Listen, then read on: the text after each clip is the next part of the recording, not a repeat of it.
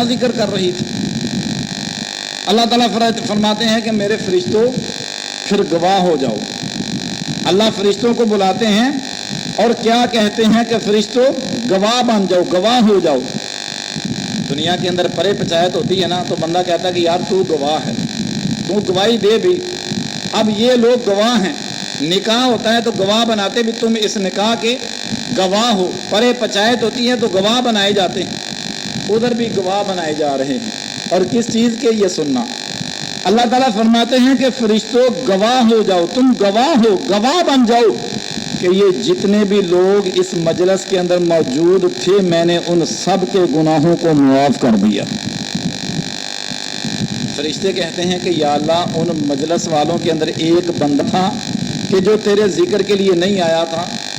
اسے تو کوئی کام تھا، اپنے کام کی غرض سے لیے آیا تو وہاں چند منٹ بیٹھ گیا۔ اللہ تعالیٰ فرماتے ہیں کہ میں نہیں جانتا وہ کس کام، بے شک وہ اپنے کام کے لیے آیا ہے، بے شک وہ اپنے کام کے لیے آیا ہے، جیسے بھی آیا ہے، جس غرض سے بھی آیا ہے، لیکن یہ مجلس مجھے اتنی پیاری ہے کہ میں نے اس آنے والے کے گناہوں کو بھی معاف کر دیا۔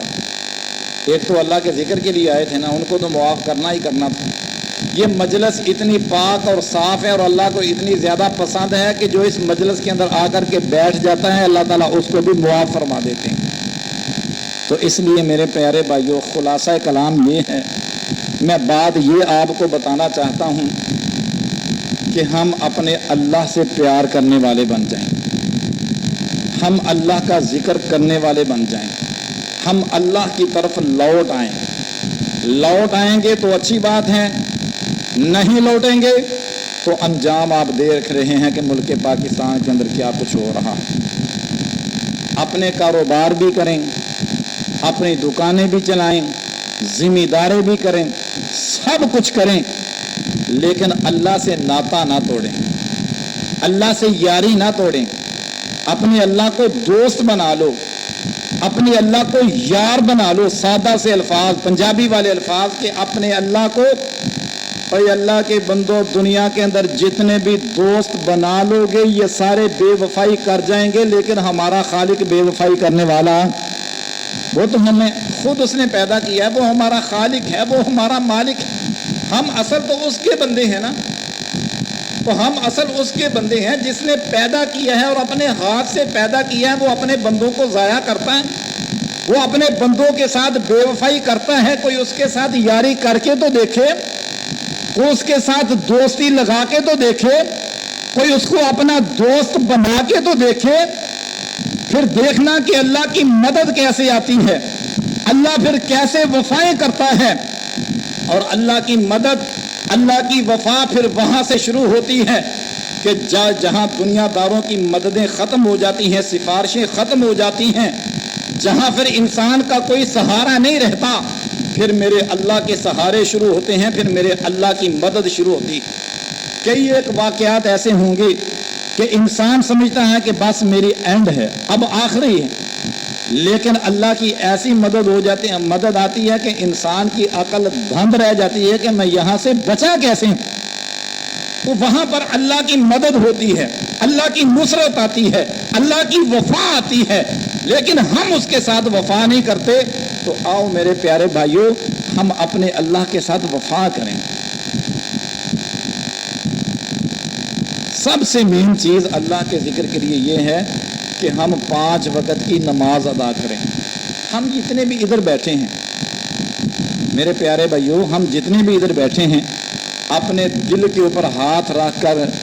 ذرا اپنے دل سے پوچھیں کہ کیا ہم نماز پڑھتے ہیں، 5 وقت کی نماز پڑھتے ہیں؟ اللہ کے بندوں، کوئی پتہ نہیں، اس وقت مسجد کے اندر ہیں، پنکھے چل رہے، گھر سے آئے ہیں، گھر کے اندر پنکھے چل رہے تھے، لائٹ چلی جائے تو یو پی ایس چلتا ہے، ادھر مسجد کے اندر آئے ہیں تو یہ ہوا کا منظر ہے، پنکھے چل رہے ہیں، لیکن کوئی پتہ نہیں کہ اگلے لمحے ہم نے پنکھوں کے اندر بیٹھنا ہے کہ قبر کے اندر جانا ہے۔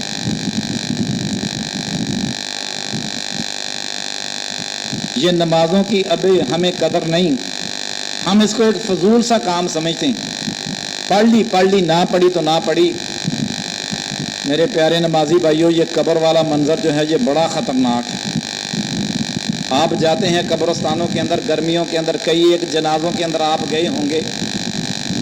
یہ گرمیوں کے اندر کئی جنازوں کے اندر آپ شامل ہوئے ہوں گے، قبرستان کے اندر گئے ہوں گے۔ ایسے بھی ہوں گے کہ جن کو آپ نے قبر کے اوپر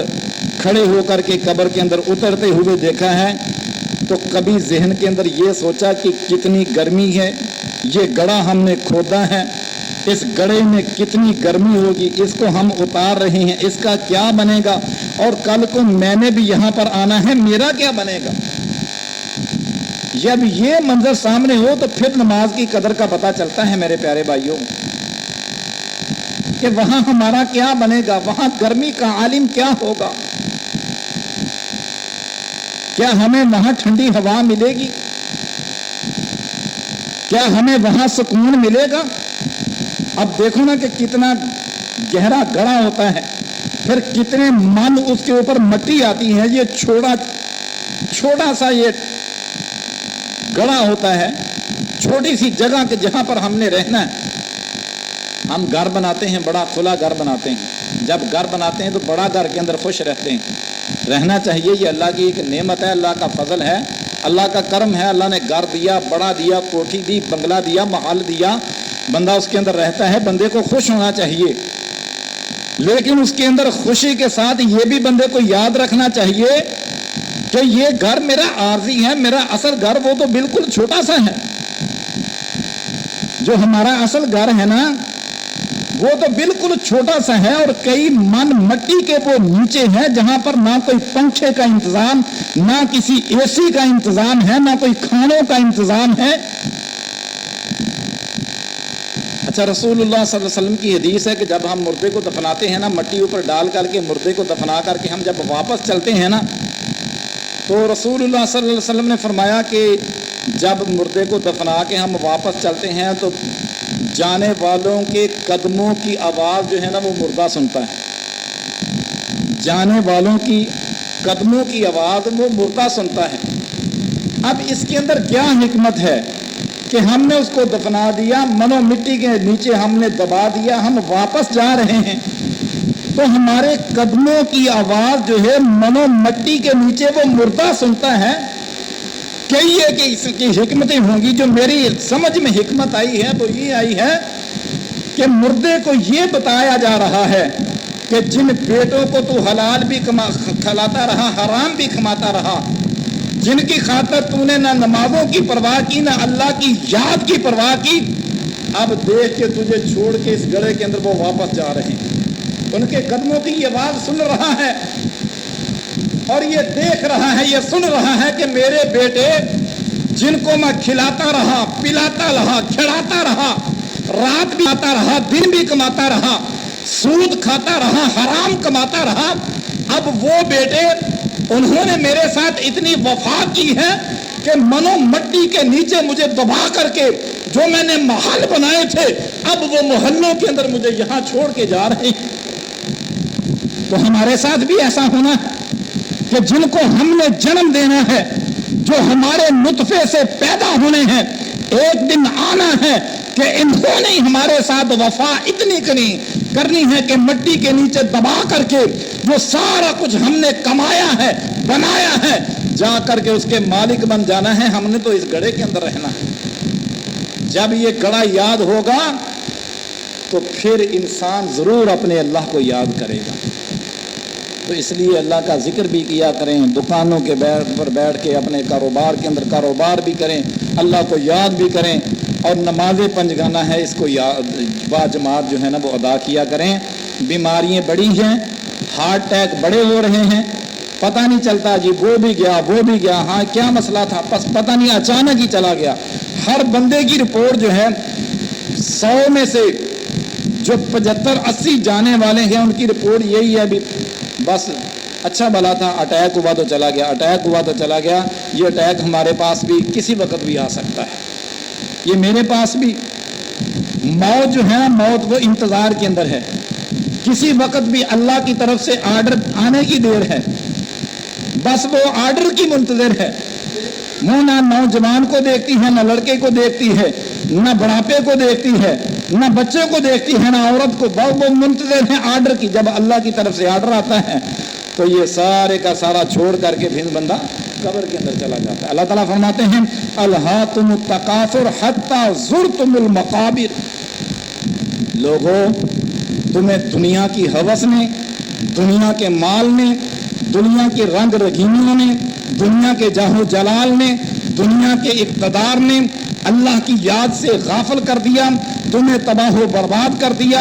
حتی زرتم المقابر، حتیٰ کہ لوگوں نے تمہیں کندھے کے اوپر اٹھا کر کے قبرستانوں کے سپرد کر دیا۔ یہ انسان کی حقیقت ہے۔ اللہ پاک سے دعا ہے کہ اللہ ہم سب کو معاف فرما دے۔ اللہ ہم بڑے گناہ گار ہیں، اللہ ہم بڑے خطا کار ہیں، اللہ ہم بڑے سیاکار ہیں، اللہ انسان ہونے کے ناطے سے کمی اور کوتاہیاں بھی ہوتی ہیں، گناہ بھی ہوتے ہیں، اللہ تیری یاد کے اندر غفلت بھی ہوتی ہے، اللہ نمازوں کے اندر بھی سستی ہوتی ہے، غفلت ہوتی ہے، اللہ جمعہ کا دن ہے، خطبہ جمعہ ہے، اے اللہ تیرے محبوب پیغمبر کا فرمان ہے کہ جمعے کے دن کی ایک گھڑی کی دعا اللہ تعالیٰ قبول فرماتے ہیں، رد نہیں کرتے۔ اللہ منبر رسول کی جگہ پہ کھڑا ہو کر کے اللہ میں تجھ سے دعا کرتا ہوں، پہلی دعا کہ اللہ تو ہمیں معاف فرما دے اور 5 وقت کی نماز ہمیں باجماعت ادا کرنے کی توفیق عطا فرما دے، اور اللہ اپنی زبانوں سے ہمیں ذکر کرنے کی توفیق عطا فرما دے، اور اللہ جب آخری وقت آئے، موت کا وقت آئے، آخری سانس ہوں، آخری کلمات الفاظ کے ہوں تو وہ یہی ہوں اشہد ان لا الہ الا اللہ وحدہ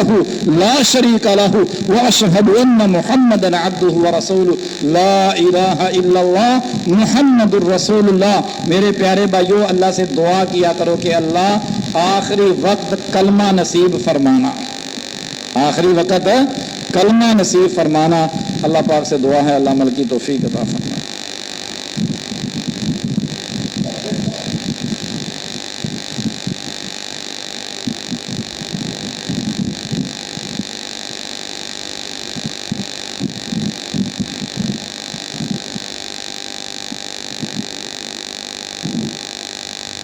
الحمد لله نحمده ونستعينه ونستغفره ونعوذ بالله